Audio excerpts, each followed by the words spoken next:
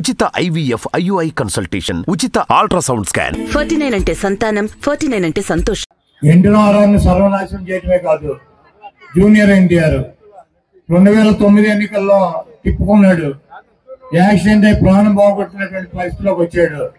అతను కొడుకు పప్పుగాడు, ఈ తుప్పుగాడు కొడుకు పప్పుగాడు ఉన్నాడు లోకేష్. వాడికి తా అంటే తందానా అంటాడు.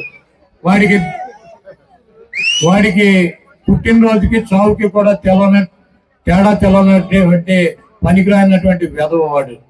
వాడిని తీసుకొచ్చి ఆ తెలుగుదేశం పార్టీకి ముఖ్యమంత్రిని చేయాలి, అధ్యక్షుడిని చేయాలని చెప్పి ఆ జూనియర్ ఎన్టీఆర్ చెన్నాని మీద అనేక కుట్రలు చేసి అతన్ని అనేక రకాలుగా ఇబ్బంది పెట్టేటువంటి పరిస్థితి ఉంటుంది.